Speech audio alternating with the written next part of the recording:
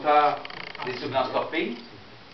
Et on a aussi à l'arrière un système qu'on n'a pas accès pour l'instant, ce qui est caché, qui va monter, qui va pousser la torpille dans le tube lance-torpille. Excusez-moi. Alors, ce qu'on va faire, on va fermer la porte d'écoutille. Donc, on pousse la manette ici, on vient fermer ici. OK? Une fois que c'est fermé, là, on peut faire toutes les manipulations. Normalement, pour ouvrir celle-là, il faut que celle de l'extérieur soit fermée. Exceptionnellement, elle est ouverte à l'extérieur, c'était pour montrer aux gens, mais normalement, ça fonctionne toujours en paire comme ça, par sécurité. Donc, si elle est ouverte, elle est fermée. Quand elle est fermée, on va pouvoir ouvrir l'autre. Il n'y a aucun moyen de faire le contraire quand on est sous l'eau. On peut le faire quand on est à l'extérieur de l'eau ou en cale sèche, on peut travailler là-dessus, mais ça ne se fait pas. Et on va utiliser aussi le Thetis Hook. Le Thetis Hook, c'est en mémoire du sous-marin Thetis. T-H-E-T-I-S. 1939, ce sous-marin, qui est le sous-marin anglais, quitte son port avec un autre navire. Il va faire sa plongée. Donc, pour faire la plongée, leur technique à eux, c'est que les 4 premiers tubes lance-torpilles sont vides.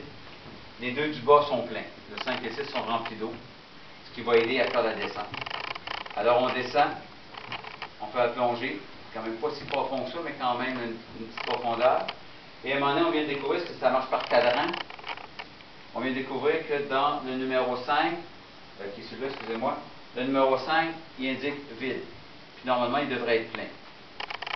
Donc, il est arrivé quelque chose, peut-être une mauvaise manœuvre, qu'il ne s'est pas rempli. Alors, on fait la vérification de chacun des tubes lance-torpilles. Le 1, le 2, le 3, le 4. Arrivé au 5, qui indique toujours vide dans le cadran, on ouvre la porte, il est rempli d'eau. Mais on n'a pas ça ici.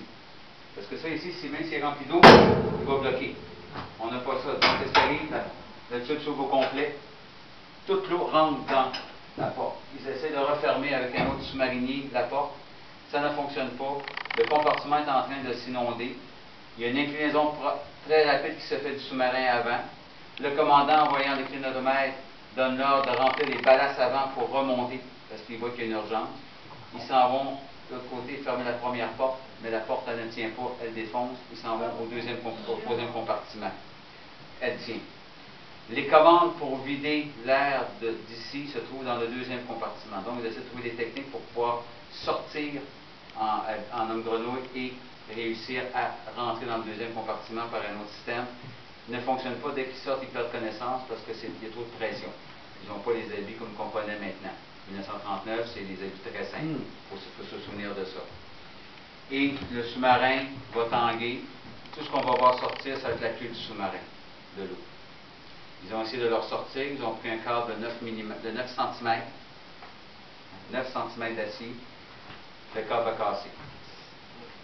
Et 2 jours après, ils ont dû avertir des familles des décès de tous les sous-marins. 90 hommes sont décédés parce qu'il y avait une poussière dans le cadran qui a fait rester bloqué l'aiguille qui indiquait vide ou plein.